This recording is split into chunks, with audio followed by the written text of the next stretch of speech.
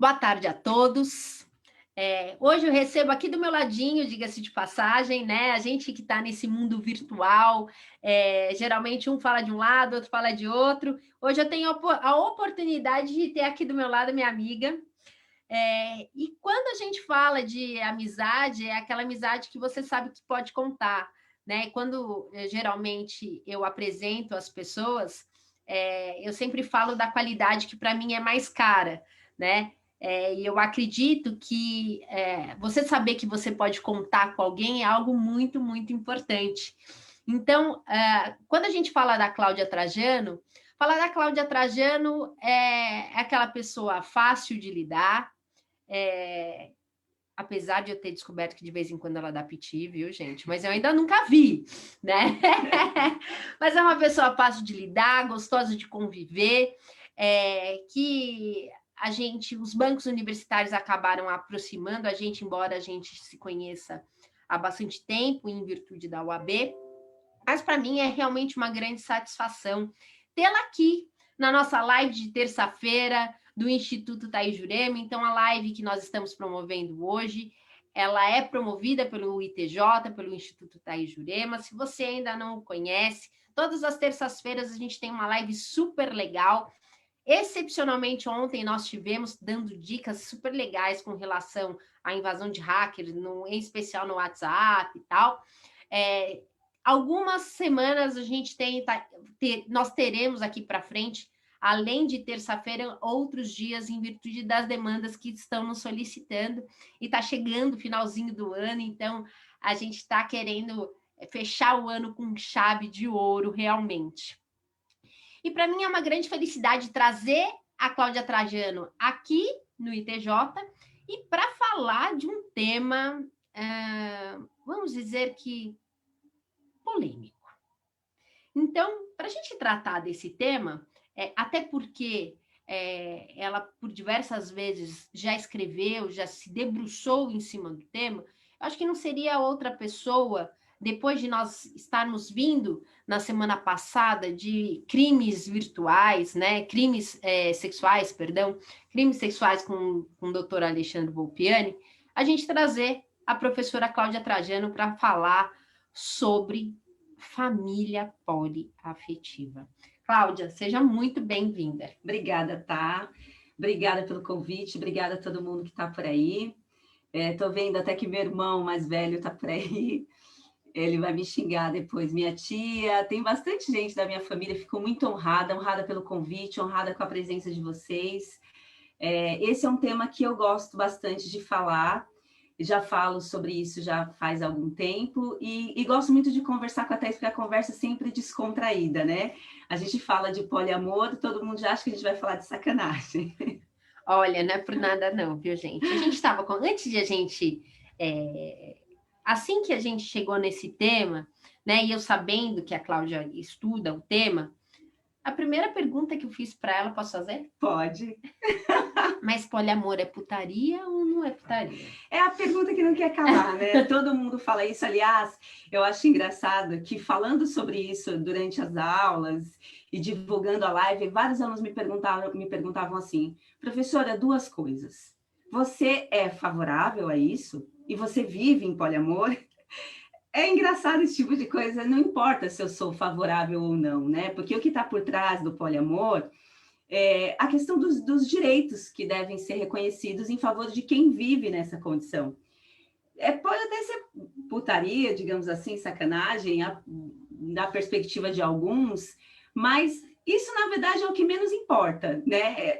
É uma forma de viver que alguns adotam, embora não seja minha, embora não seja sua, até onde eu sei, mas muitas pessoas vivem assim, a realidade está dada. E é importante que haja um olhar da sociedade, é importante que haja um olhar do poder judiciário, do poder legislativo, para que essas pessoas não fiquem desamparadas. Ó, Yuri está aí, bom te ver, Yuri, um beijo enorme a todo mundo. Eu acho que o mais importante, né, a gente começou brincando, é a questão do estudo do direito, efetivamente, né?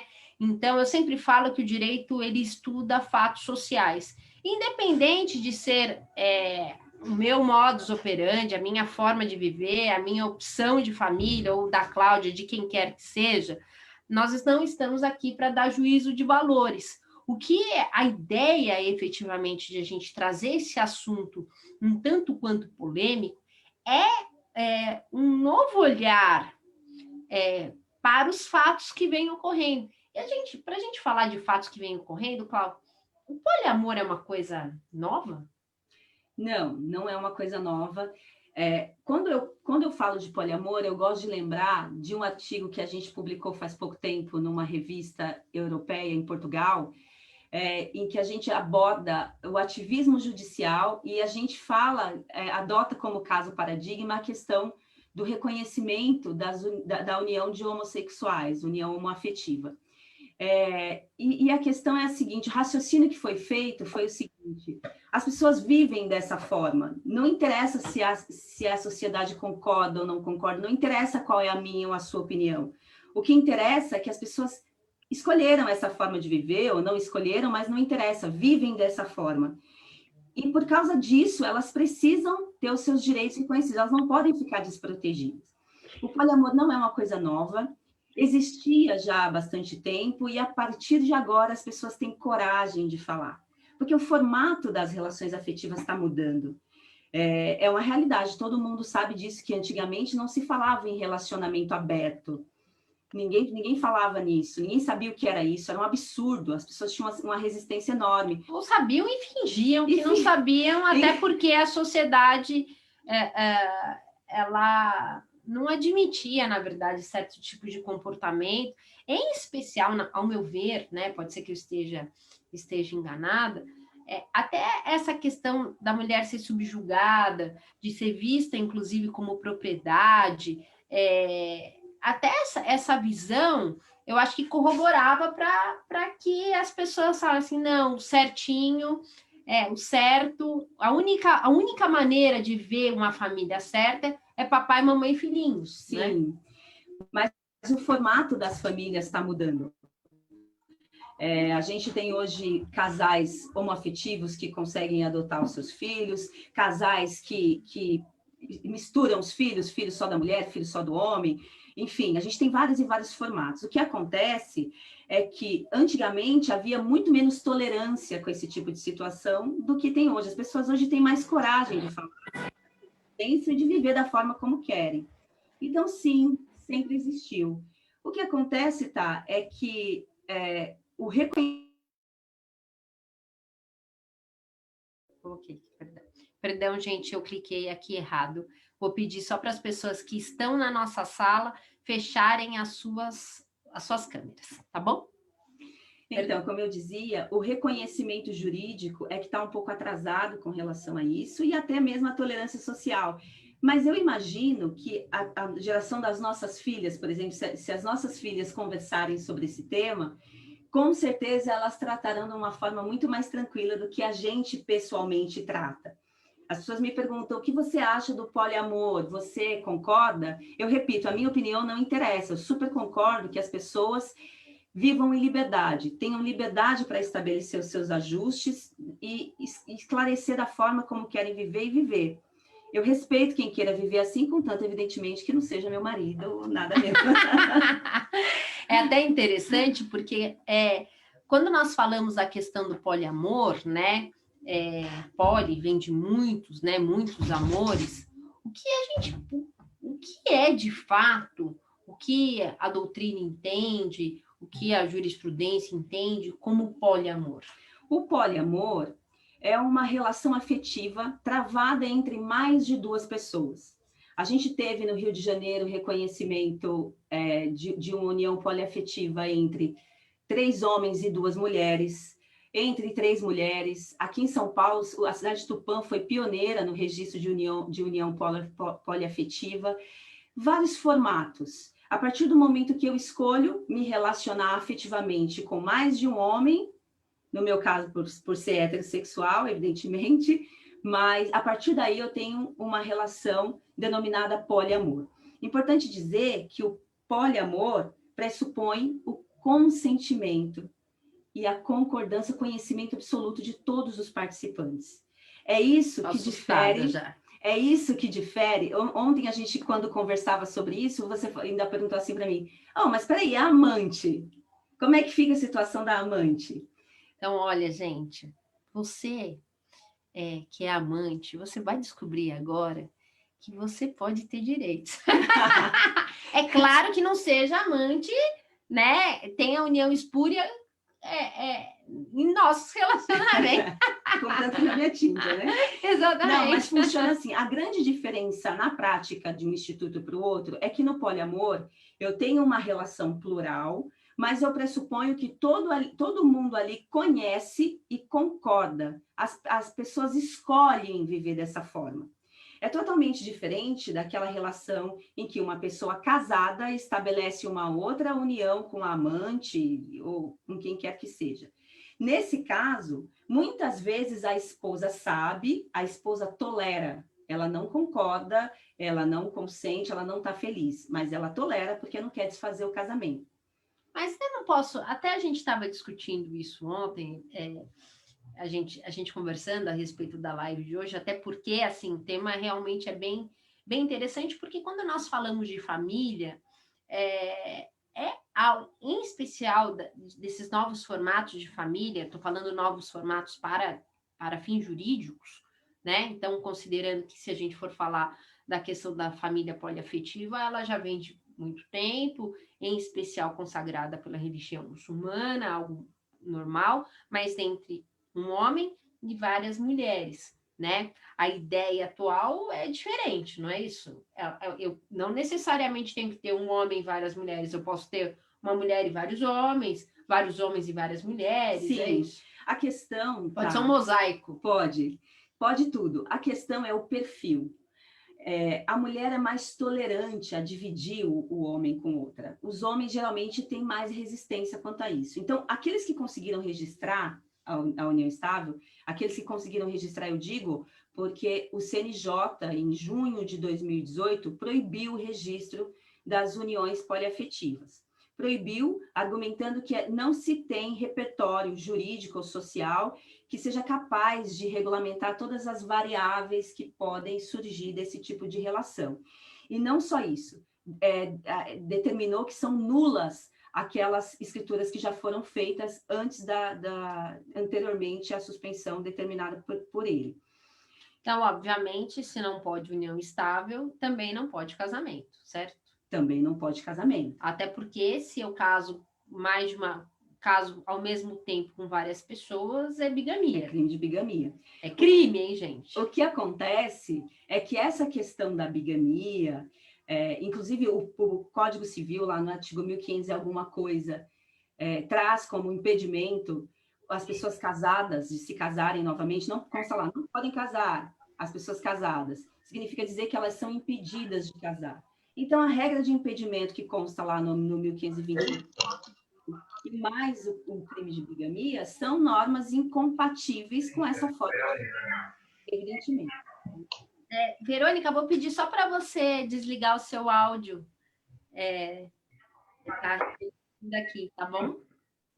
Até é interessante, porque primeiro, as pessoas elas acabam por confundir ou igualar a questão do casamento com a união estável.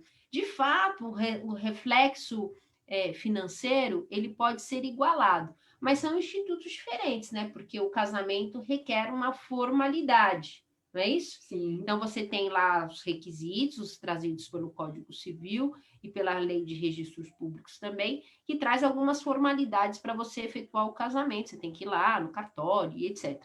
Quando a gente fala da união estável, essas formalidades, elas não são imprescindíveis, né? E só para deixar bem claro, a questão do crime de bigamia é para casamento, não união estável. Porque a gente sabe que existem pessoas que vivem com várias uniões estáveis concomitantes, que seria aí o poliamor, é isso? E curioso quando a gente trata do direito de família, que as relações travadas dentro do direito de família, elas são muito dinâmicas. Então, já aconteceu de um dia eu ensinar na faculdade para os alunos, olha, pessoas casadas não podem casar, não podem casar novamente. Se tiverem união estável concomitante, não pode ter reconhecimento, a menos que haja separação de fato. E no dia seguinte, a aluna me ligar, professora, acabou de sair isso aqui. Inclusive, ontem a gente conversava sobre isso, hoje saiu uma decisão do Tribunal de Justiça do Rio Grande do Sul, que reconheceu, olha só, a validade de uma união estável que aconteceu ao mesmo tempo que um casamento, ao argumento de que a esposa sabia que o marido tinha amante. Então, olha o fator que foi decisivo. Foi a questão do conhecimento da esposa. Mas aí, nesse caso, é família, porque como ela sabia, é família poliafetiva ou são uniões distintas? Porque família poliafetiva é uma família só. Não, na verdade, são coisas distintas. Porque quando eu falo da família poliafetiva, eu estou me referindo a uma nova forma de família em que os integrantes escolhem isso. Eu decido casar com você e com o João. Casar não é o termo adequado. Eu decido me conviver contigo e com o João. Ok? Tudo bem para você, tudo bem para o João, tá tudo certo. Para mim não tá. Outra situação é a pessoa casada com outra, estabelece uma união paralela, sem o conhecimento ou o consentimento da outra. Isso é uma traição tolerada. Ela tomou conhecimento, tolerou. Não dá para você dar o tratamento que você daria ao poliamor. Aí você pergunta, na prática, juridicamente, qual é a diferença? Nenhuma, porque nenhuma das duas situações tem regulamentação própria. Não há regulamentação jurídica para aquelas famílias que vivem em poliamor e também não há regulamentação jurídica para o relacionamento travado entre o cara e a amante. O que vai acontecer? Ou a mulher e o amante. Ou a mulher e o amante, ficou meio feminista isso, ficou estranho. O que vai acontecer é que, na prática, ao acontecer uma separação ou falecimento, qualquer situação que demande das partes a discussão a respeito do patrimônio, as pessoas vão judicializar aquela questão. E aí o judiciário vai casuisticamente decidir a respeito daquela questão específica, como aconteceu hoje. Ainda ontem eu conversava com a Thaís a respeito desse reconhecimento de união estável concomitante ao casamento. Eu falei, tá, impossível, precisa haver a separação de fato. E ela falando, não tem, não. Aí o que aconteceu, a gente ficou nessa discussão, e hoje sai a decisão do Tribunal de Justiça do Rio Grande do Sul. Sempre revolucionário. Sempre ele, dizendo que, porque a esposa sabia do caso do marido por fora, determinou-se a partilha, dividindo os bens do falecido entre ambas. Então, é muito particular a análise, porque não tem regulamentação. Então, na verdade, é exatamente aquilo que a gente estava discutindo ontem, né? O Tribunal de Justiça do Rio Grande do Sul reconheceu essa anuência presumida, né? Sim. Porque se a pessoa sabe e fecha os olhos, né, e acaba aceitando tacitamente, por mais que aquilo não seja algo que ela goste, né, o tribunal entendeu que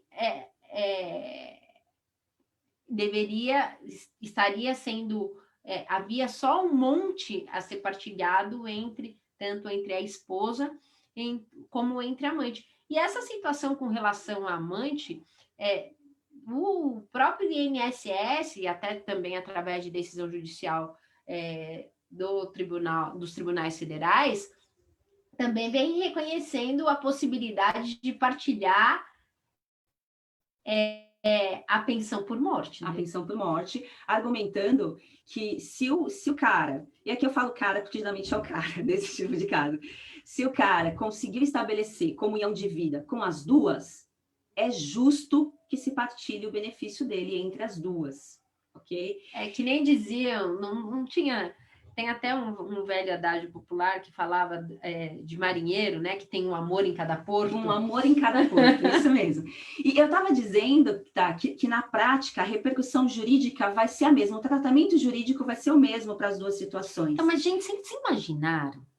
Você recebe uma ação, porque, obviamente, o morto não vai ser processado. Vai ser a amante que vai querer o patrimônio que a esposa achava que era só dela e vai ter que partilhar com a amante. Eu acho que eu ressuscitaria o morto. Não, ia dar um ódio. Mas, assim, como eu dizia, na prática não existe tratamento diferente para as duas situações. O juiz vai analisar especificamente o que aconteceu ali, vai verificar se houve esforço comum, se a esposa sabia, não sabia, enfim.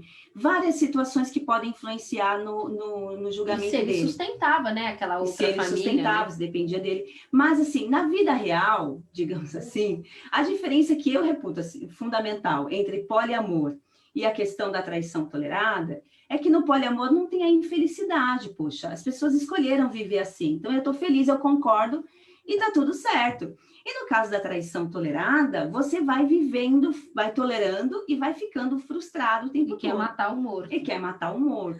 Então, são questões que provocam bastante a reflexão sobre justiça. Tem muita gente que fala para mim assim, você está defendendo, porque eu estou falando a respeito, eu estou defendendo. Gente, eu não estou defendendo, nem estou criticando. Eu sou absolutamente a favor que as pessoas tenham liberdade para viver como querem. A evolução das relações sociais se dá dessa forma. Aí que eu coloquei.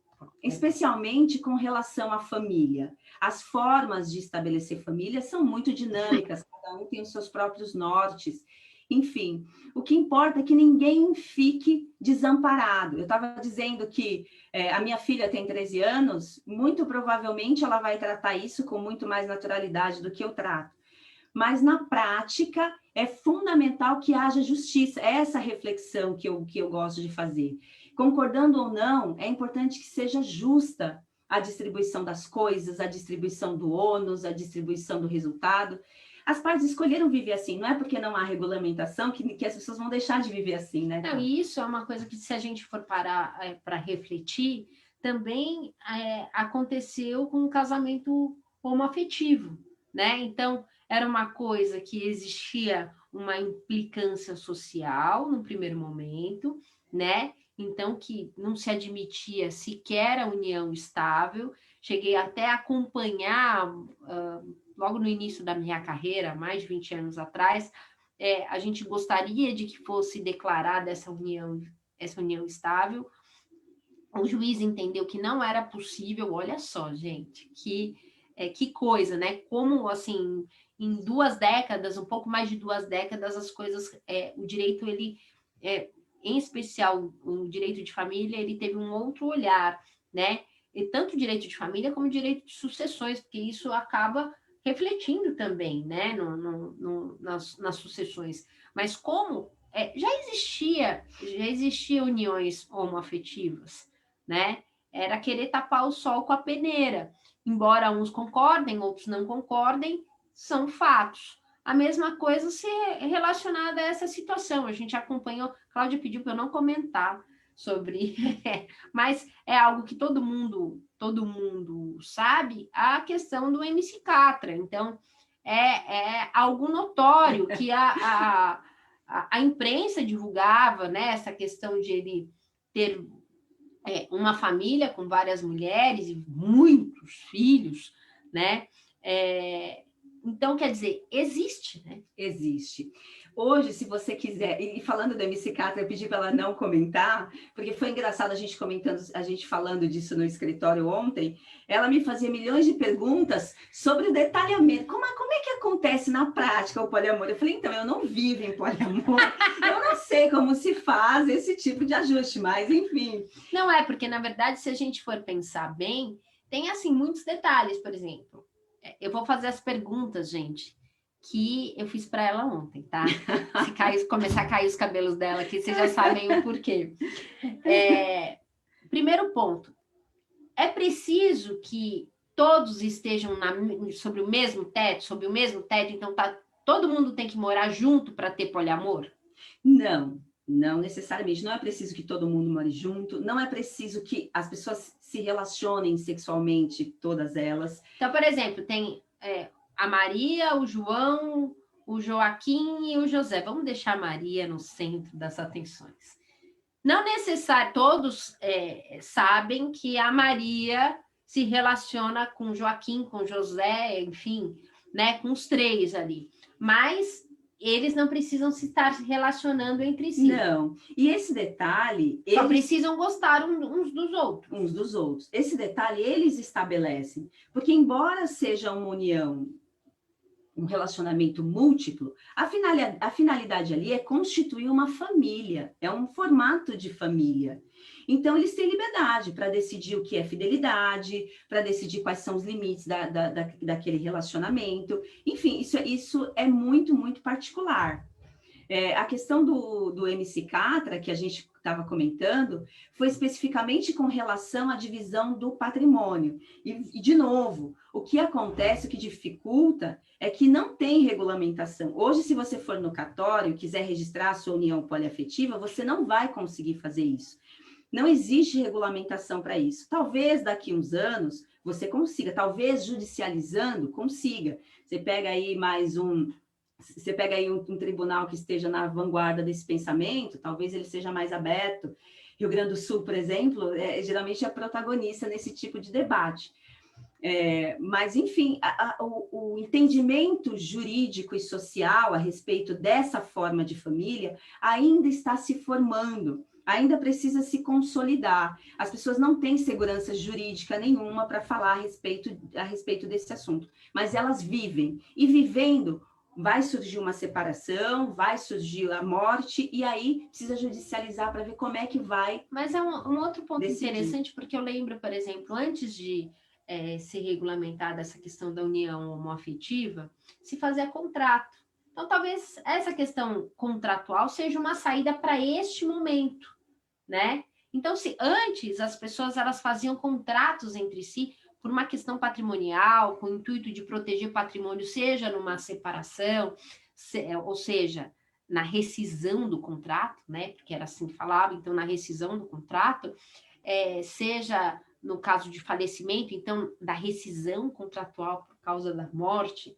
né? Talvez seja uma saída a gente falar de contratualizar essa situação com o intuito de haver um mínimo de proteção. Um mínimo de proteção, né? Sem dúvida. Mas eu acredito até, tá, que daqui a poucos anos vai haver muito mais naturalidade no tratamento desse tema. Eu me lembro quando lá atrás surgiu a discussão de se facilitar o divórcio.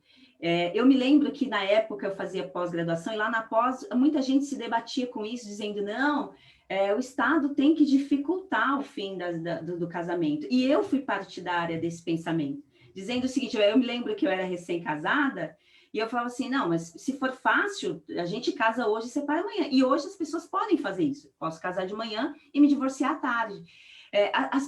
A sociedade tolera esse tipo de comportamento. E eu super concordo, minha cabeça mudou bastante de lá para cá. Então, por conta disso, verificando o que tem acontecido ao longo dos anos com relação ao tratamento do divórcio, ao reconhecimento de uniões homoafetivas e tantos outros institutos que envolvem o direito de família, eu acredito que não muito longe vai haver um tratamento jurídico adequado para esse tipo de família. É importante que haja, porque, como eu disse, eu falo isso para os meus alunos, a realidade está dada. Ninguém vai deixar de viver em poliamor porque não pode. As pessoas vão continuar vivendo. E tem uma outra coisa interessante, né? A gente estava falando dessa falta de necessidade de você coabitar.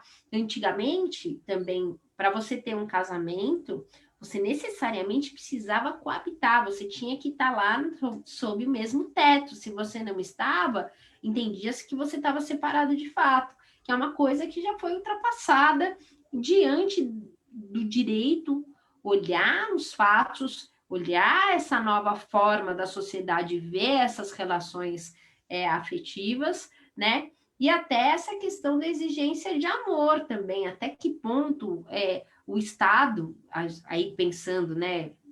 Até que ponto o Estado pode se intrometer em relações afetivas? Lógico. Até que ponto o Estado pode dizer quantas pessoas eu posso amar?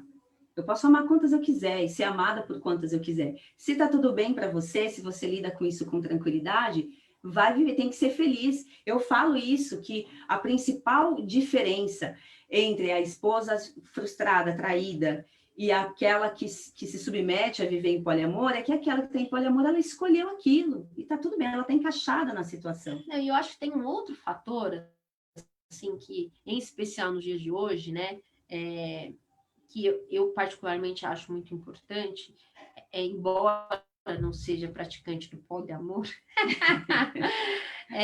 eu acho que a gente tem que aprender a respeitar o outro, né? Se o outro ele quer fazer, se ele quer, contanto que não afete os nossos direitos, eu acho que tá tudo certo, né? Então, é aquela historinha, né? O direito de um vai até onde vai o direito do outro.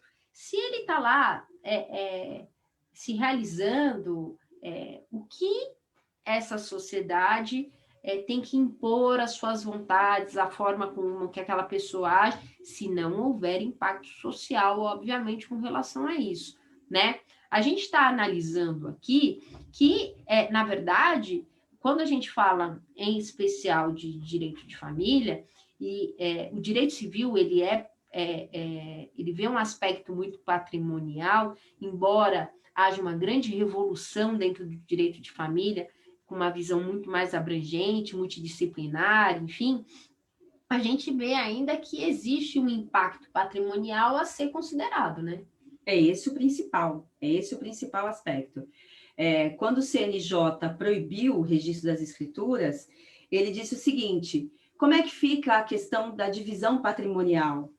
Divide por 3, tem quem defenda isso, tem vários artigos, vários livros em que eu estudo sobre o tema que dizem isso, divide-se por 3. Ok, mas divide-se por 3 de que forma? E se eu já vivia antes em união estável com aquela pessoa e depois entra um terceiro ou uma terceira? São muitas situações, são muitas variáveis que o nosso ordenamento ainda não tem condições de agasalhar. Por causa disso, suspendeu-se, não pode mais registrar. Até que momento? Até que haja repertório, que haja maturidade para se debater novamente sobre o tema. E esse momento vai chegar. Querendo a sociedade, querendo o judiciário ou não, querendo a sociedade ou não, esse momento vai chegar. Olha, nós temos algumas perguntas aqui das pessoas que estão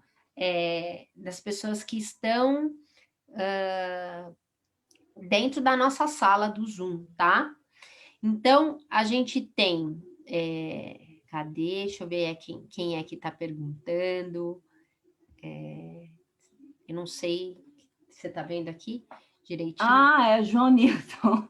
João Newton, é meu irmão. Então, o João querendo alfinetar a irmã. Eu vou falar em João Newton, que você vive poliamor.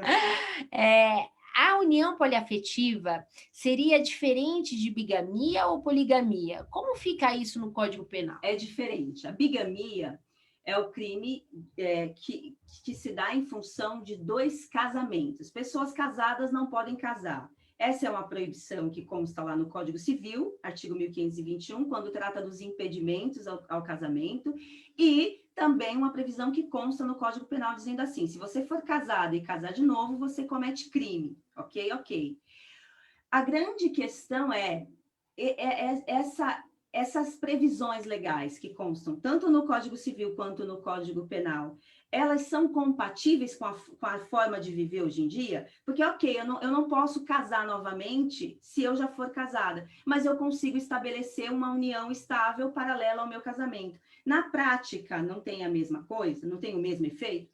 O que está por trás disso aí é a questão da moral, do bom costume. Por isso que essas situações que constam aí, tanto a título de impedimento quanto o crime de bigamia, isso tudo precisa ser rediscutido e repensado. Até um tempo atrás, adultério também era crime.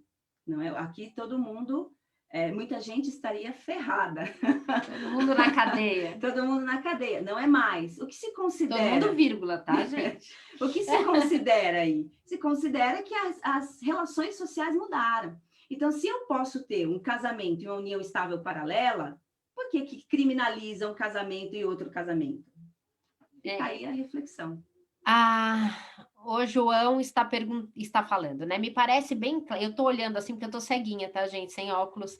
Me parece bem claro que a questão do poliamor é algo que está evoluindo, assim como a união homoafetiva passou a ser aceita perante a sociedade. Isso mesmo, João. E esse João é o meu querido João.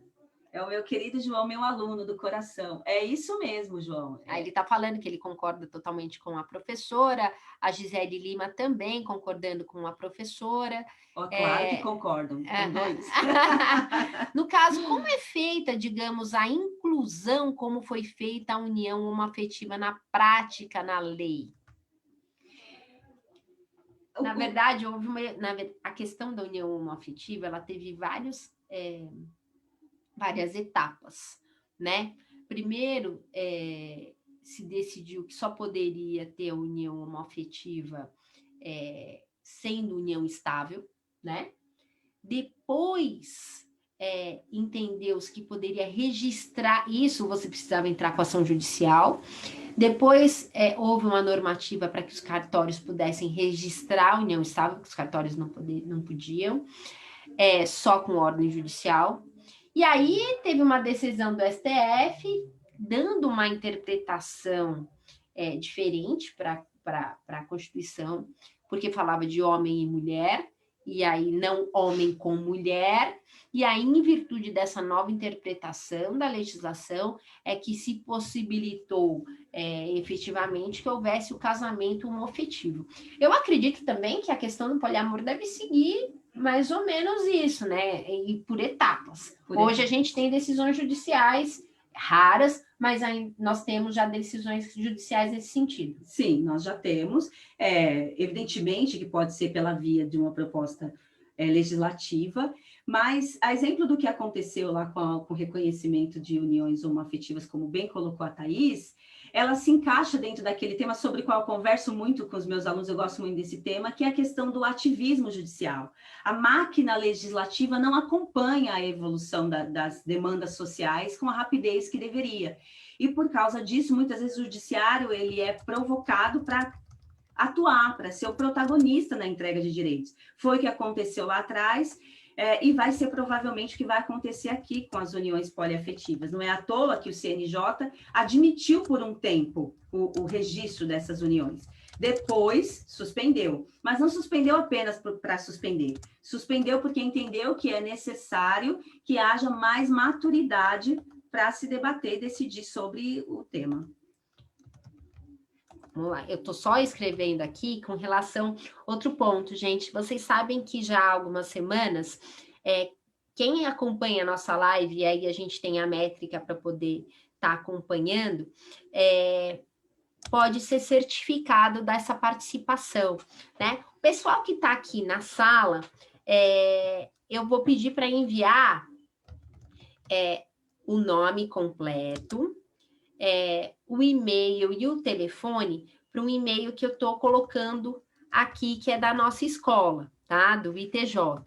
Para quem está acompanhando a nossa live através do Facebook, eu solicito que vocês entrem lá no Messenger, coloquem o nome completo, o e-mail e o telefone para que a gente possa fazer a emissão desse certificado, tá? Então, a live ela é transmitida pelo meu Facebook pessoal, então entra lá no meu Messenger e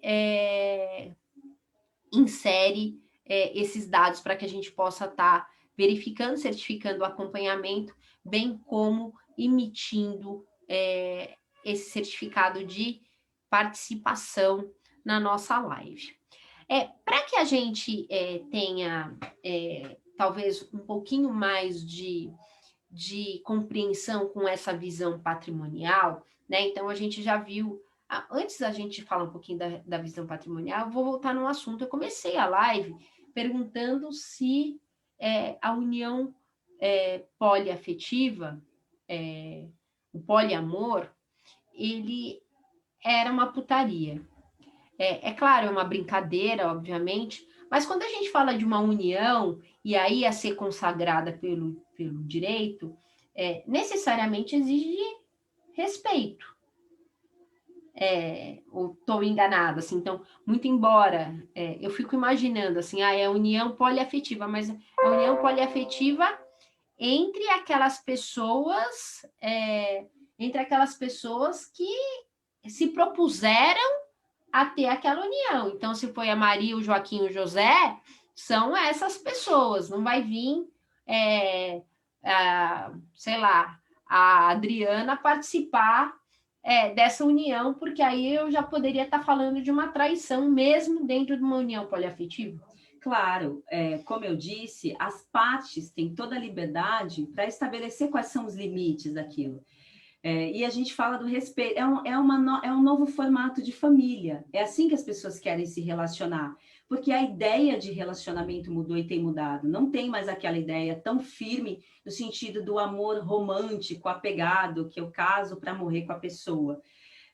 Isso está mudando, aí eu digo isso, as próximas gerações terão muito mais tranquilidade com esse tema. Eu tenho alunos bem mais jovens que quando eu abordo esse tema em sala de aula, eles têm uma participação muito interessante, eles trazem o ponto de vista deles, e eu vejo que vai ser um tema tranquilamente, assim que as pessoas vão viver, que muita gente vai viver tranquilamente. E pressupõe-se no poliamor a questão da concordância, do respeito, do conhecimento, e aí, a partir daí, eles decidem como vão fazer. E qual a diferença quando eu falo de relacionamento aberto? O poliamor, ele é uma forma de relacionamento aberto na medida em que admite tantos participantes quantos eles acordarem ali. Agora, quando a gente fala em relacionamento aberto, a gente pensa de uma forma mais instintiva na seguinte situação: eu tenho um relacionamento aqui fechado, em que eu proponho abrir. E o que é abrir nesse caso? Eu me relaciono lá fora com quem eu quiser e você se relaciona lá fora com quem você quiser. Então tem que ser para ambas as partes. Não, no caso não, só para mim seria. Calma aí. Mas assim, o relacionamento aberto nesse formato que a gente está acostumado a ouvir, ele pressupõe a seguinte ideia: eu tenho um acordo fechado aqui contigo, e lá fora eu faço o que eu quiser. Você sabe, você aceita, tolera, não sofre com isso, tá tudo bem, mas ali tem a coisa da eventualidade. Quando eu falo do poliamor, eu estou pressupondo que as pessoas querem um formato de família daquele jeito.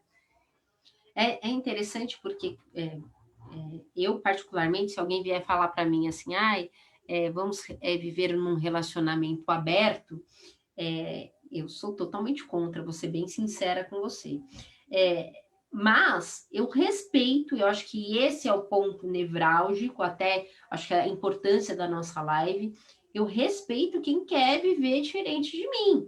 Então, assim, e mais que isso, eu, como uma estudante do direito, a gente tem que entender que existem situações, existem famílias já nesse formato. Existem.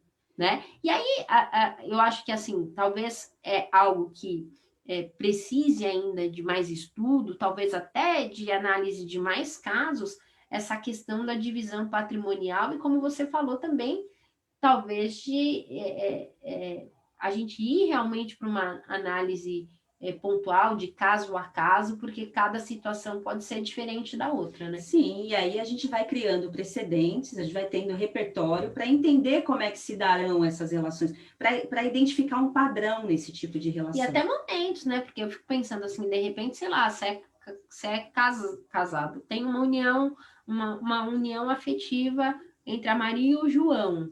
E aí eles resolvem que essa união vai ser uma união poliafetiva. Então, adquiriu-se bens até aquele momento, depois vai entrar uma outra pessoa, que aí até eu fico pensando na divisão patrimonial proporcional, inclusive ao período, a questão da aquisição, então você analisa. É muito, acho que importante nesse momento, você analisar de fato caso a caso, para saber como é que você vai fazer a partilha desse patrimônio, né? E acho que também a gente, pegando já essas decisões judiciais com relação ao amante, até fazer um paralelo com essa situação, com relação à análise de que aquela pessoa, ela colaborava para o sustento da casa, enfim, realmente, às vezes, a gente choca porque, de fato, tem até a musiquinha da Marília Mendonça, né? Amante é amante, né? Não, até a musiquinha da Marília Mendonça já tá ficando meio ultrapassada, né? Porque ela é amante, mas a amante, ela pode ter direito a ter a pensão por morte dividida. Mas eu até quero aqui deixar o meu recado. Eu tenho falado para os meus alunos que, ao refletir sobre esse tema e sobre tantos outros que a gente tem refletido em sala de aula, é importante a gente pensar na justiça por trás das coisas, não apenas no direito.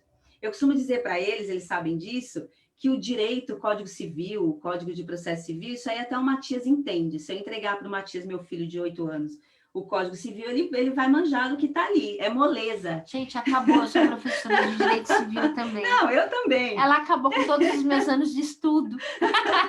Mas o que eu quero dizer é que mais importante do que entender o direito é formar a sua ideia de justiça e colocar de fora aquilo que eu acho, aquilo que eu penso, quais são as minhas convicções pessoais sobre o tema, porque senão eu não vou conseguir chegar numa conclusão limpa. As pessoas não fazem aquilo que eu acho que elas devem fazer. Eu tenho os meus próprios olhos, as minhas próprias orientações, que são diferentes, né, das outras pessoas. Então, eu não concordo, ok, eu também não concordo, eu também não vivo em poliamor e não pretendo viver. Agora, regulamentar a situação de quem vive vai mudar o que na minha vida? É importante a gente fazer essa análise da justiça com muito respeito, com muito cuidado, e é isso que eu quero convidar todo mundo a fazer, mesmo porque é uma discussão que ainda está dentro do campo social. Você sabe que agora me veio uma outra coisa na cabeça, que também houve uma grande evolução, é a questão da pessoa hoje ter o pai, que é o genitor, né?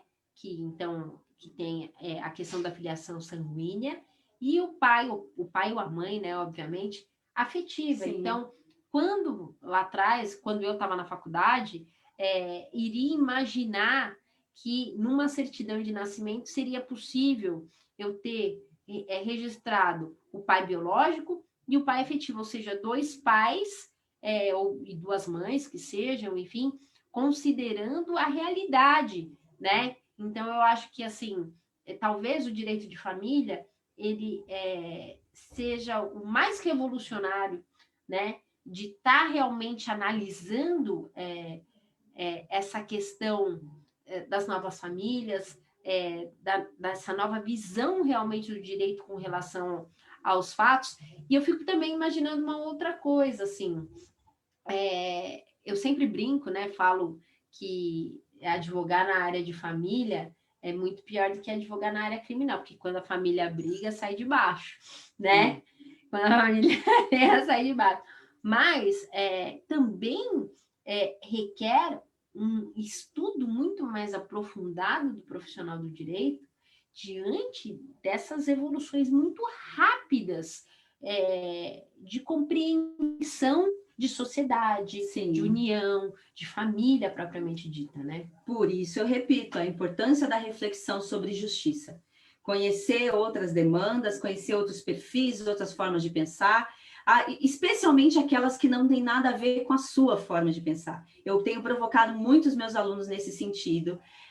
Ouçam opiniões contrárias às suas, para que vocês estejam mais abertos à reflexão.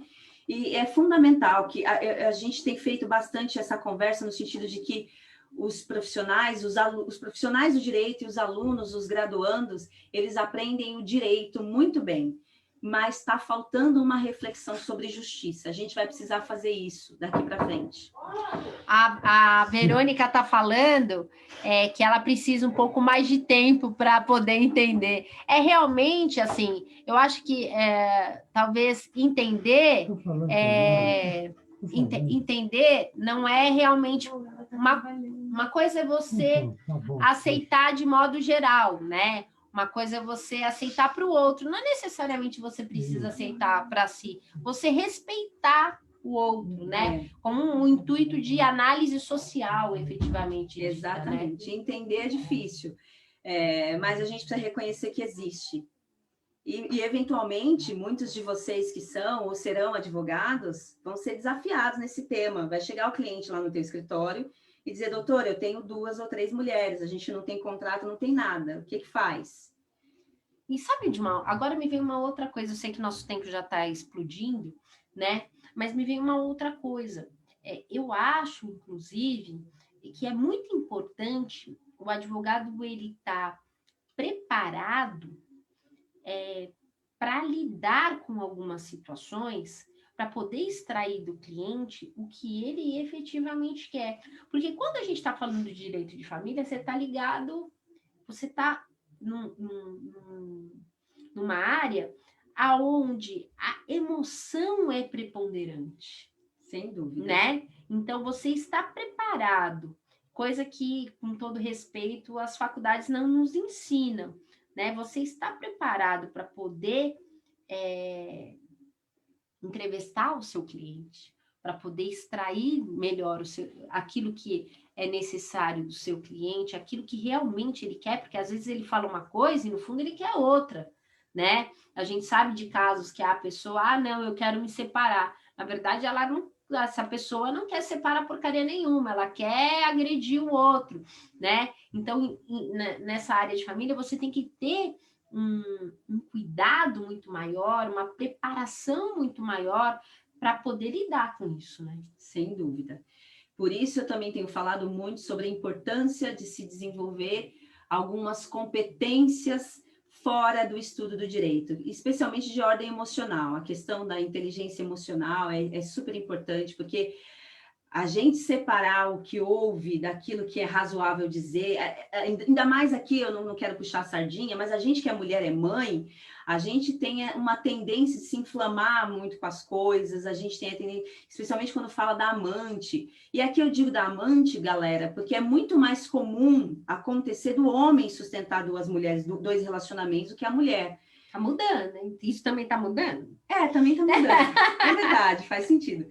Mas a gente que é mulher, a gente se inflama bastante com as coisas. E é muito importante desenvolver, a gente se munir do maior número de informações a respeito daquilo, para a gente conseguir elaborar, orientar bem o cliente, separar o que eu acho daquilo que é, as minhas convicções, a minha religião. Isso não, o cliente não está nem aí com isso, ninguém está nem aí com isso. Que a pessoa acho que não só para o advogado, como para o promotor de justiça, como em especial para o juiz, porque o juiz ele tem as suas convicções pessoais, tem a sua religião, como você bem ressaltou, muitas religiões são totalmente contra esse tipo de situação, mas ter essa imparcialidade realmente de tirar as suas convicções pessoais para analisar os fatos e as consequências jurídicas relacionadas a esses fatos, eu acho que isso é muito importante. E para isso, realmente, eu acho que precisa de treino, precisa de informação e de você realmente saber extrair, né, daquela pessoa qual é realmente o seu objetivo, né? Sem dúvida, tá? É isso mesmo. Gente, foi realmente fantástico, Cláudia. Eu tenho certeza que a gente só colocou aqui uma pitadinha, porque realmente a questão, ela exige mais aprofundamento, exige mais tempo. E quando a gente fala dessa preparação, eu só vou dar um spoiler aqui, né? Spoiler que fala, a gente vai aprendendo agora com a molecada, né? Vou dar um spoiler aqui para vocês. Em janeiro a gente vai ter um lançamento de um projeto muito legal, que trata exatamente dessa questão de como você extrair do seu cliente de outras habilidades, de você treinar outras habilidades que a faculdade não te orienta, para que você efetivamente seja um profissional de sucesso. Turbinado. Então, turbinado, né? Então, a gente vai falando, né? Eu espero que vocês tenham gostado da nossa live. Semana que vem a gente tem uma outra live muito especial. Acompanhe a gente nas nossas redes sociais, sempre às terças-feiras, às 18 horas, aqui pelo Facebook. Depois vocês podem estar revendo isso, a gente lança lá no YouTube, então sigam a gente no nosso canal, no ITJ, Instituto Thaís Jurema, no canal no YouTube, e sigam a gente também nas nossas redes sociais. Sigam também a professora Cláudia. Como é que é, Cláudia? @Maria Cláudia Trajano. Então, a professora Maria. Professora Maria Cláudia aqui também, para vocês seguirem. A professora Maria Cláudia também está nesse projeto, que é algo revolucionário que a gente vai estar trazendo não só para o estudante de direito, mas também para advogados, que eu sempre falo assim, né? Quanta coisa eu faria diferente se eu soubesse o que eu sei hoje, né? E eu acho que isso é muito legal de a gente poder dividir. E vou pedir também para vocês mandarem para a gente sugestões com relação à live, com relação a cursos que vocês acham interessante, capacitações que vocês acham interessante, tá? Então, pessoal que está aqui dentro da nossa sala no Zoom, diga-se de passagem, semana que vem, se quem quiser também participar aqui, porque fica mais fácil de a gente ler, mandem com mensagem para a gente. Eu quero agradecer muito, muito, muito, muito, muito. Tenho certeza que a maior parte aqui são alunos da Cláudia, então acompanhe a gente, a Cláudia está sempre conosco. E, Cláudia, não tem nem o que falar, né? Aula, né, gente? 1000 vezes o convite. Thaís é parceirona, é uma pessoa que me ensinou muito. O maior prazer em estar com ela, trabalhar com ela. Quero agradecer a presença de todo mundo, da minha família, o meu irmão, eu tenho primo, minha tia, meus alunos. Galera, obrigada. Vocês... Olha, pessoal, visualiza depois para a gente contar a visualização no Facebook, né? Por favor. Esse feedback de vocês é muito positivo para mim. Obrigada. Vocês sabem, o João é um querido. Aliás, todos os meus alunos, eu falo do João, galera, porque o João sempre me manda mensagem depois da aula e ele é um querido. Todos vocês são. Obrigada.